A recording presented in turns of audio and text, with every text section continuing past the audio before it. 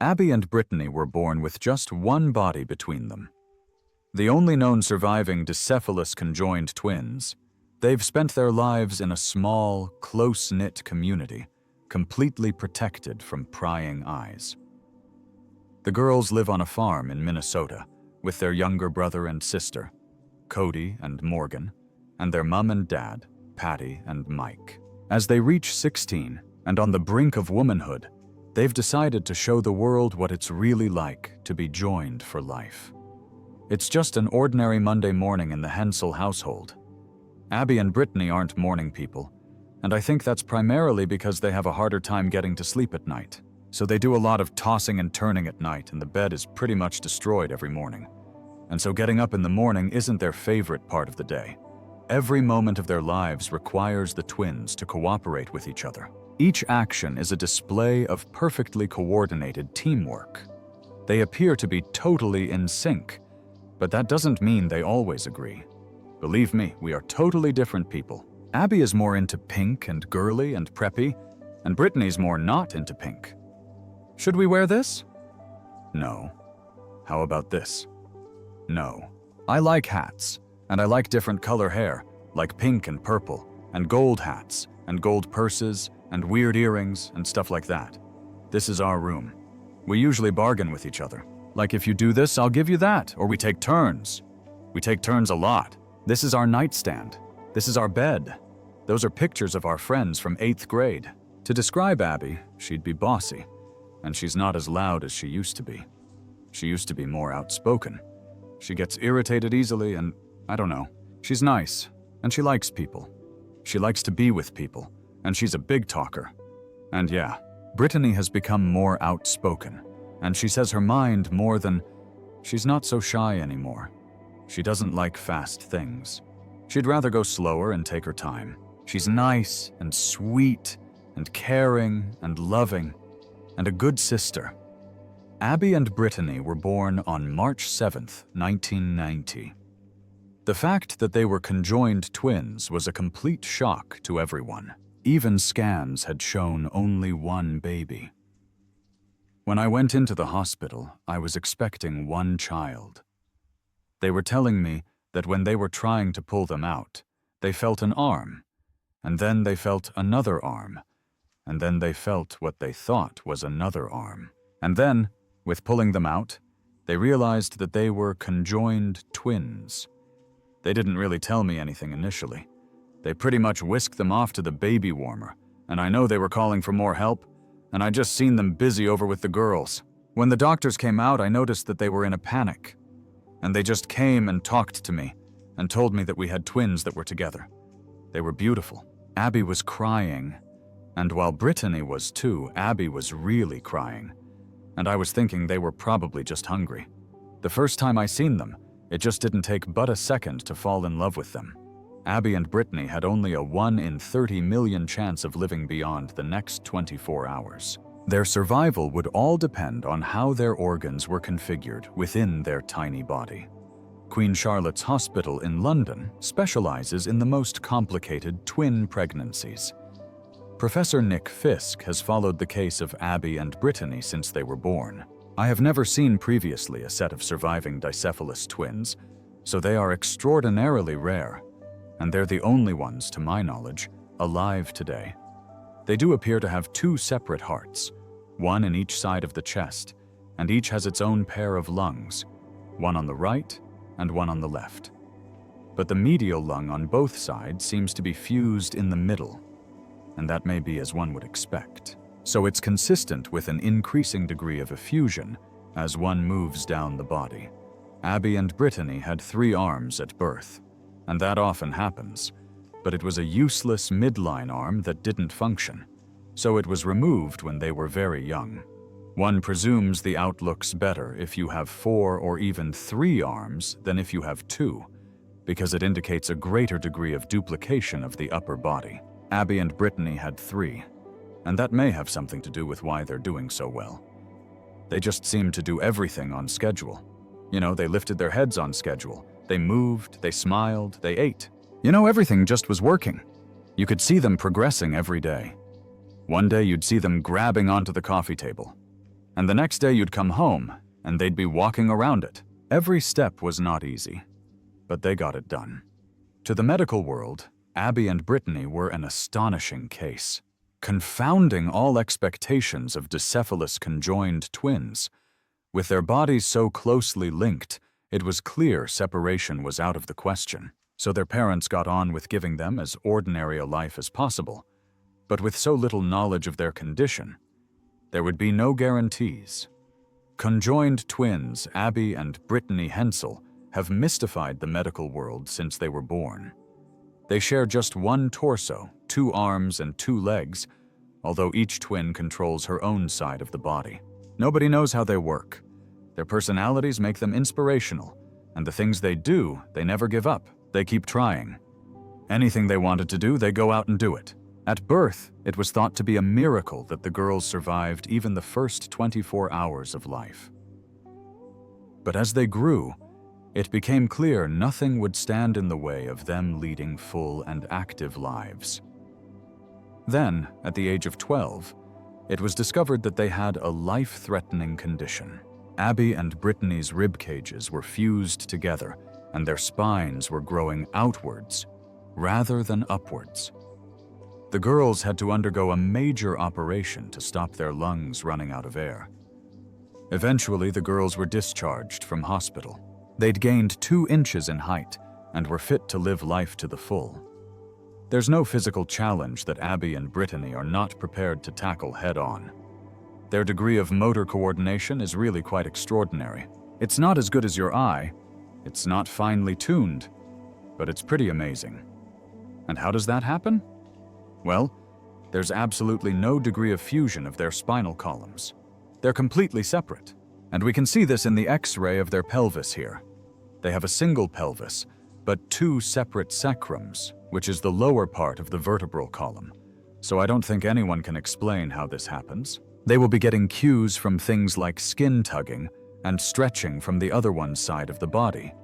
Cues that they've had to learn to adapt to all their life, just in the same way that a person who is blind has incredible hearing skills, or a person who's deaf has incredible visual skills at lip reading. Abby and Brittany are about to undertake the ultimate test of their extraordinary skills. As their 16th birthdays approach, they're coming of age the American way and learning to drive. Okay, today we're taking Cody for 2 hours of placement testing for high school, and then Ab and Britt are going to their last 2 hours of driver's training. It's so normal for me to have Ab and Britt that I'm sure I overlook a lot of things that other people look at and say, man, maybe when people tell me something that they see as spectacular with Ab and Britt, that it brings me back down to, yeah, they are spectacular. Okay, all right, let's keep going. Now load up where we're going to be. Why not? Everything that they have done, from riding bike to driving the lawnmower to riding horses to swimming, I never thought that driving would be an obstacle for them. In fact, I felt they were going to have an advantage having 4 eyes looking for a car versus just 2 eyes. Abby likes driving faster than me. Why do you like to drive fast, Abby? Because you get there faster and it's more fun. Driving made me nervous just because they're girls and they're talking and they've got so much going on. Friends, school, just everyday stuff for them. But it did make me nervous, just thinking that they weren't concentrating enough on driving. How you doing? You guys ready? Today I'm working with the girls. It's their final lesson before they take their test on Tuesday. They're really pretty good.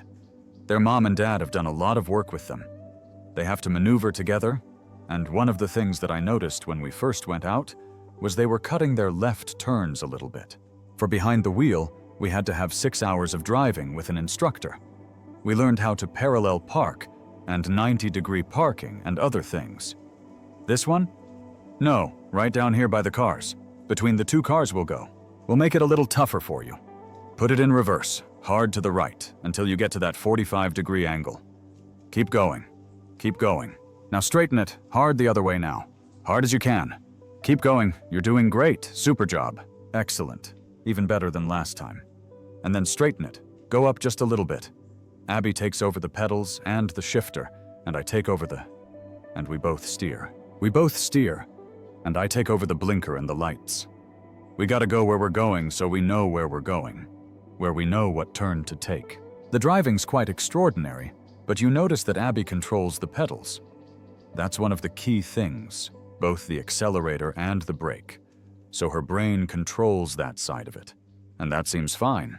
It's not quite clear which one's visual inputs going into the driving, the steering wheel, but yet each has control of either side.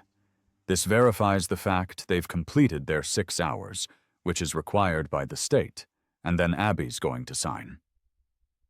Abigail? Yeah, this card along with your permit you'll need, and that's yours. Thank you. Abby and Brittany are all ready, but the state hasn't decided yet if they'll be taking 1 driving test or 2. They decide to be on the safe side and take 2 sets of ID photos. The girls go to the local high school, just a few miles from their home. Over the years, the teachers and other pupils have had to learn how to treat them as 2 separate students with different interests and abilities. Tastes like coffee, yummy. Hi, there's ice cream in my eye. Mr. Bazuki turned 60. Mr. Bazuki turned 60. Have a seat one more time. I understand you're a little rowdy, don't be. They are very, very different. Abby is, I would say, a little more outgoing. Certainly she's more able to question and to demand answers and attention, both in class. Mr. Bazuki, for the murder accounts. I mean the rape accounts. Is it just how they described them? So how Mayella described it, and how... I find myself probably joking with her more a little bit. He's so old he's going senile. She's taking a quiz. Go.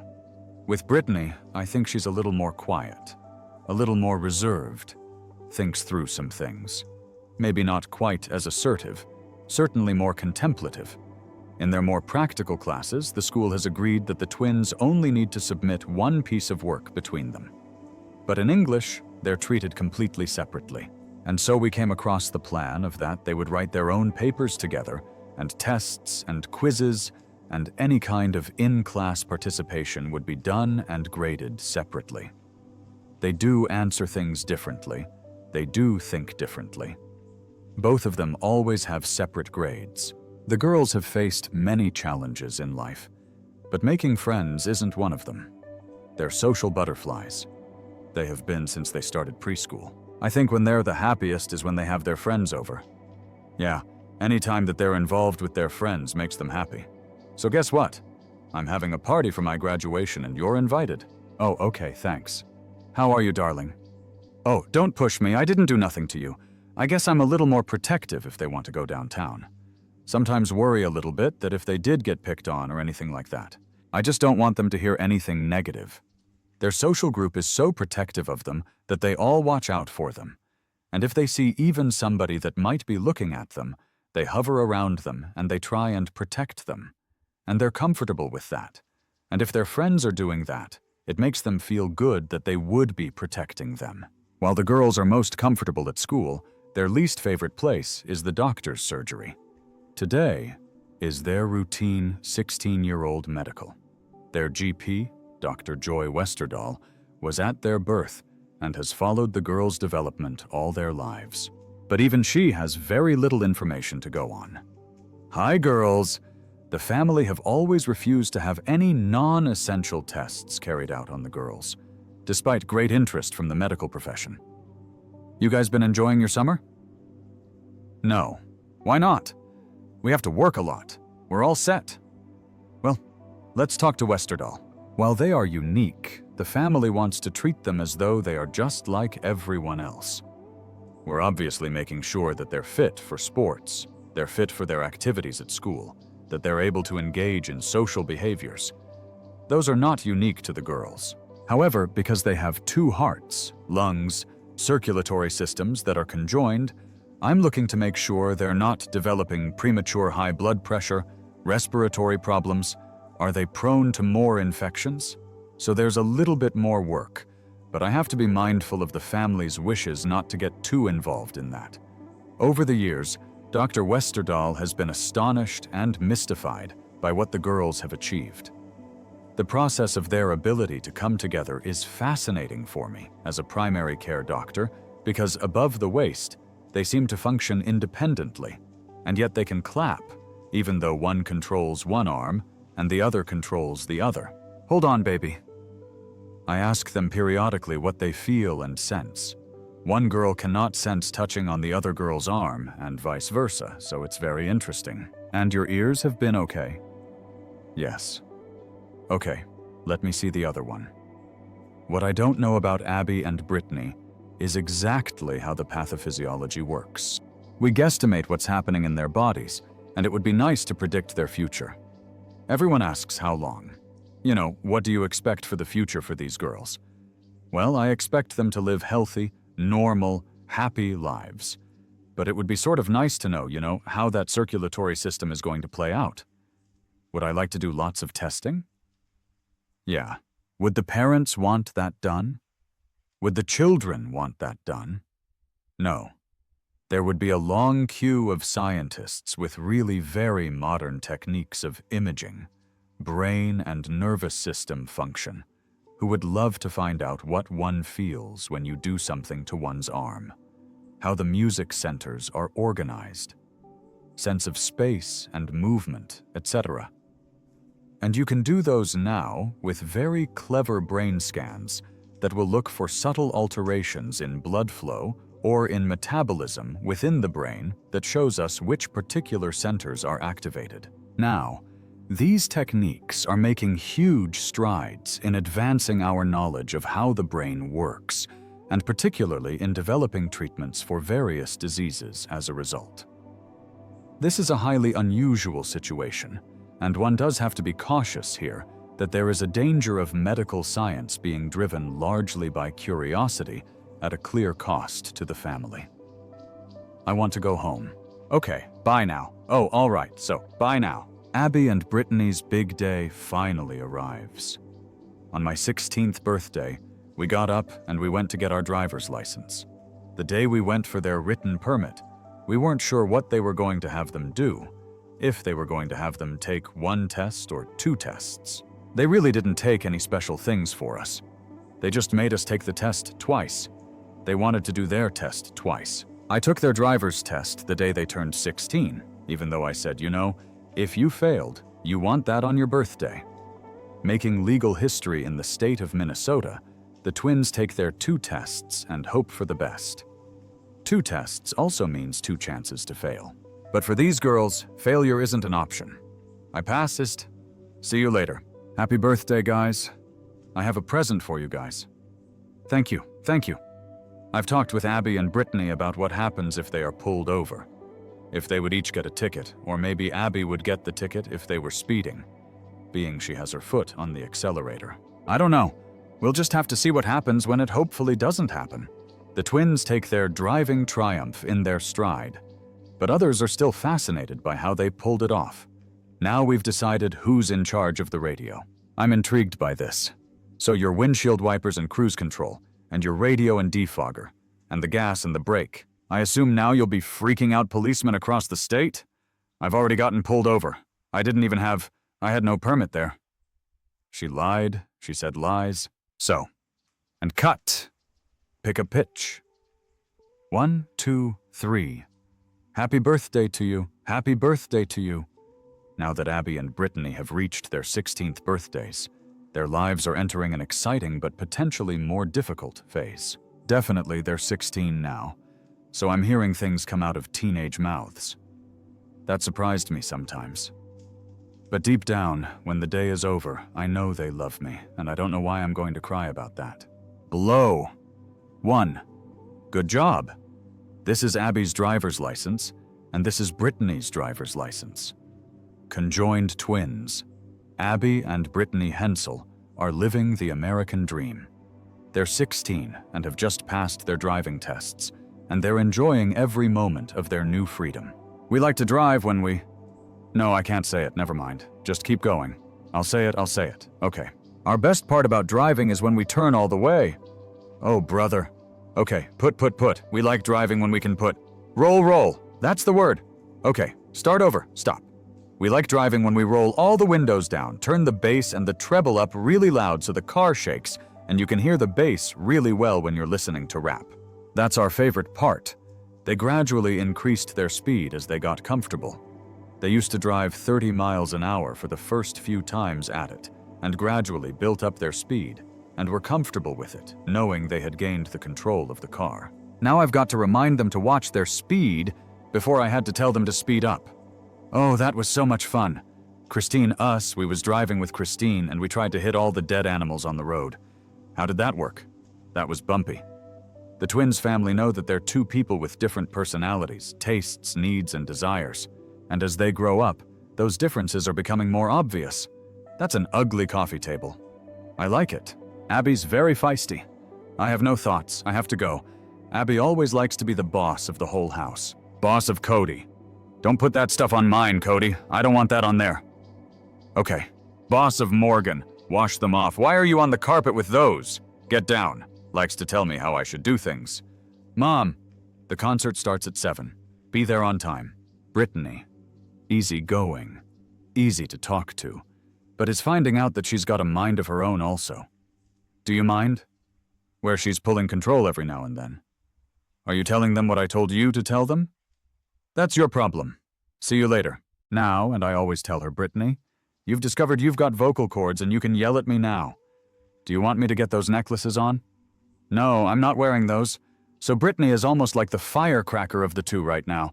Can I dye my hair? Not today. I want to. We've had a couple years of teens for them already, and actually, I hope that I'm right. I think it's getting better. You should. No, don't. No. Without extensive tests to establish exactly how Abby and Brittany's brains and bodies work, theories about their remarkable connection are confined to what the girls are able to explain, and a certain amount of guesswork. Your knife skills aren't, perfected yet. Here, let me do that. There are still times when I think, geez, how did they figure that out? It's just amazing how they did that. How they could reach over and itch somebody's mosquito bite and yet not feel that sensation. Because Abby pretty much feels what's on her side of the body, and Brittany feels what's on her side of the body. How is that? Beyond the physical coordination, there seems to be a psychological bond between the girls which goes even deeper, allowing them to finish each other's sentences or jointly compose an email with very little discussion out loud. When we're I-emming or writing emails, we normally just say I am or not. We are for some reason, I don't know why, but when we type, we say what we're going to say out loud, like we speak it and then we type it. And if, we have different opinions on something, we'll be like, Abby says this and Brittany says that. Hello? Hi, Nancy. And it's not just the girls and their family who can't fully explain this incredible connection. This occurred very early after conception. The nervous system will have been developing only a few weeks later, and I presume sort of great plasticity involved nervous connections that don't normally exist in any of us. But you can't really have motor fibers going down one spine and back up the other one, or you shouldn't be able to. We don't really know. I suspect they have some greater form of perception of sensation on the other half of the body than perhaps we realize. Touch is a fairly crude one, but they may just have some sense of proprioception, where that other limb is, etc., that enables them to accomplish these extraordinary feats. Where do we get the frog from? That's a damaged one. Ew, no, it's so gross. Go ahead and take out a piece of paper. We're going to do the same. The girls' parents are often asked if they could have given Abby and Brittany greater individuality by pursuing the idea of separation. With the issue of separation for Ab and Britt, initially as babies, we were told, kind of inseparable. We went with that, and went with that. You know, now with more surgeries being done with other conjoined twins, you kind of wonder, did we make the right decision? Ew. No, it's so gross. When I think of what separating would have been for them, to have another half a body somehow put back on them artificially, which to me still would have required many, many surgeries, pain, disability. It's hurting me. So, did we make the right decision? I'm going with that. They've went with that, and so I guess I'm going to say we made the right decision. Until now, separation has been an impossibility. But if it were possible in the future, do the girls think they'd be better off apart? No, there's never... We never wish we were separated because then we wouldn't get to do all the things that we can do, play softball and meet new people. We wouldn't have been able to do that and run, and we would be able to do sports and stuff like that. And we don't know any other way, so we have two minds with one vigorous and healthy body, and to separate them equally so that both survived would involve, yes, a separate mind and personality, but each body having one arm, one leg, half a pelvis, being grossly disabled, and lots of problems with mobility and independent function. So in general, it's considered a no-brainer and not ethical.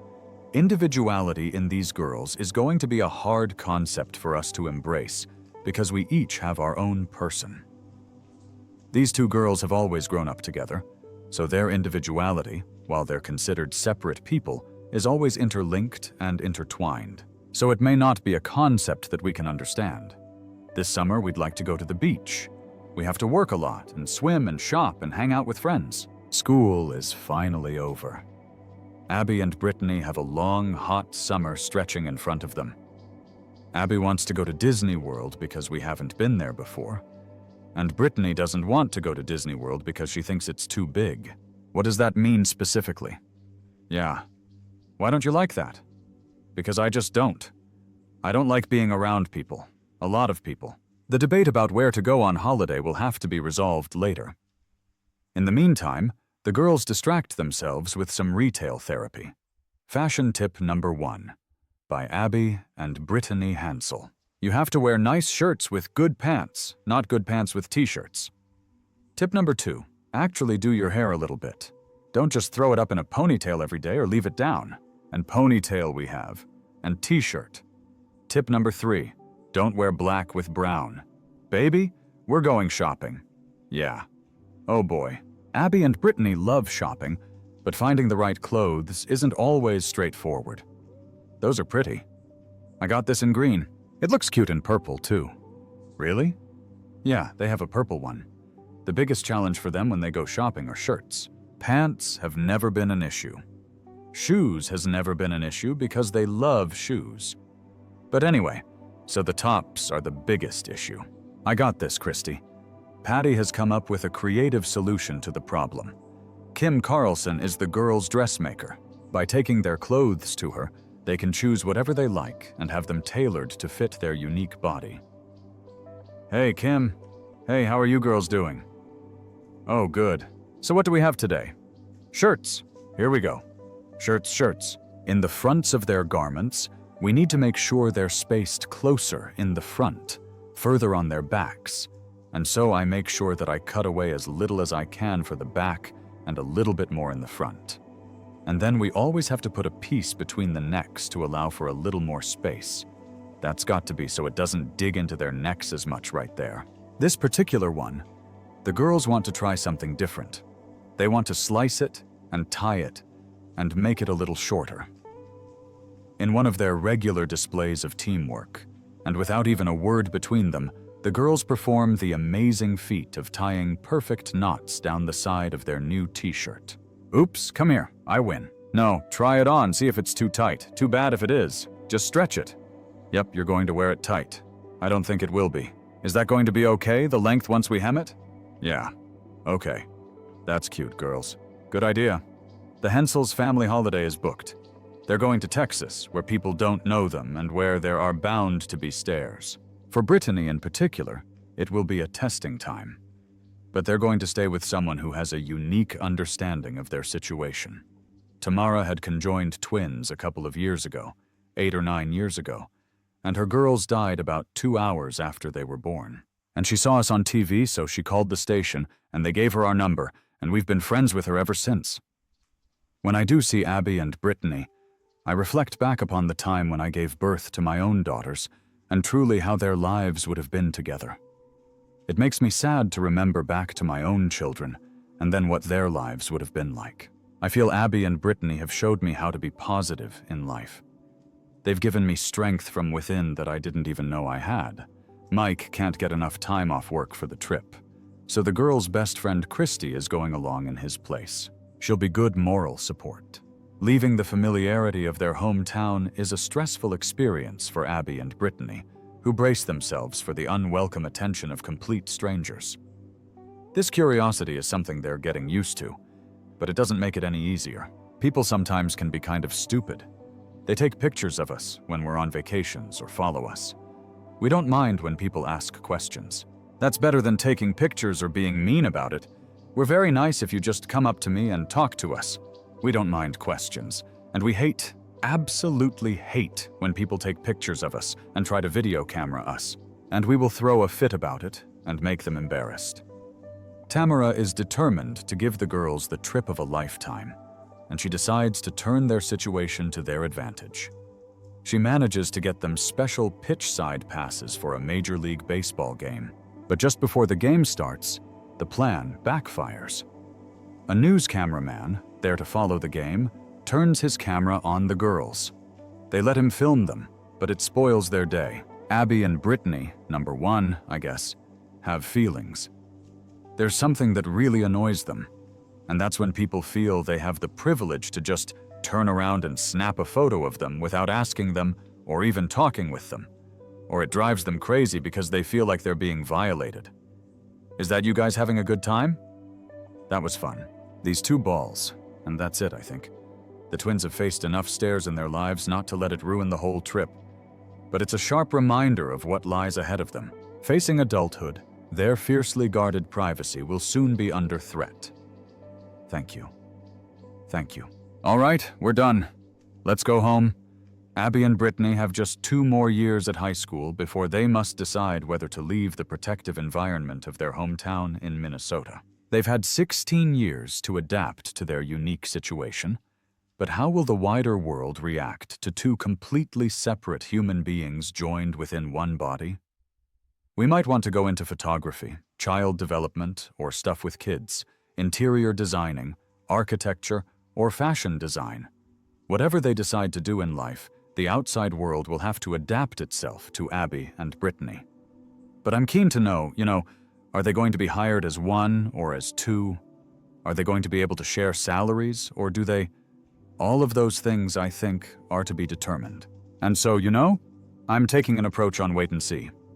But I certainly am looking forward to be a part of their lives for another 2 years. We haven't thought that much about where they would go to college. Depending on the day, Brittany has said she's going to be as far away as possible. We know Abby doesn't want to be too far away, so they may. We just don't know that yet.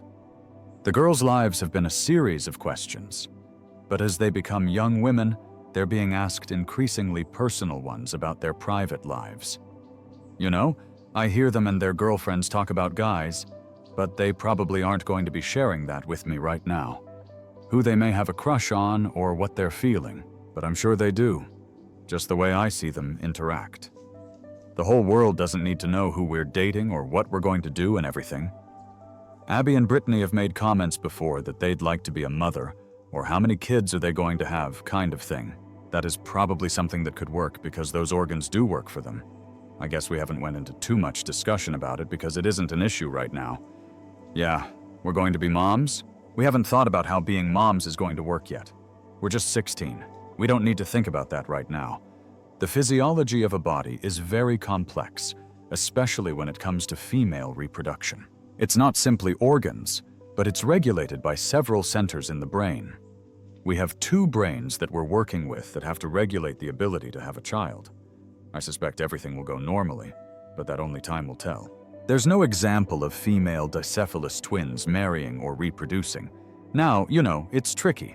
Do they marry 2 boys or 1? If it's 1, they're married to 2 people with separate identities. Is that bigamy or not? Or do they marry 2, which makes more sense if you respect their identity separately? Marrying 2, though, if marriages don't last, and one wants to get divorced, it allows them to choose separate people.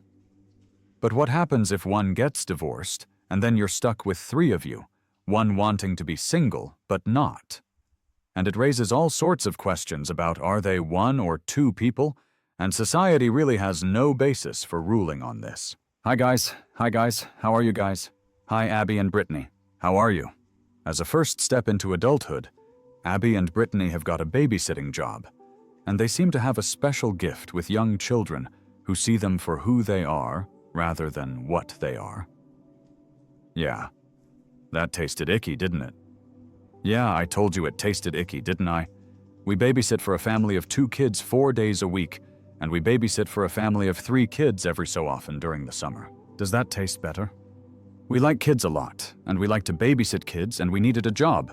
When the kids met us... Put your hands down. When the kids met us for the first time, they didn't seem bothered by us or scared of us or whatever. Yeah, come on, let's go. Come on, guys, what are we going to go do? I think people need to look at Abby and Brittany as through the eyes of a child. Come on, guys, race you, and accept them for what you see. Let's race. I'm going to beat you. And quit trying to figure out how does this work? How does that work? How do you do this? How do you do that? Who got to pick this? And just know that it works because you can see that. We may never know how Abby and Brittany work, but isn't it great that they can? Every part of their life is cooperating with each other to make it all go. The best thing about being conjoined twins is there's always someone there to talk to, and you're never alone. And there's more from the Extraordinary People series with the profile of Derek Parasini, a blind pianist with learning difficulties. The music genius, over on 5 Life in Just a Tick. Next here on 5, Prison Break.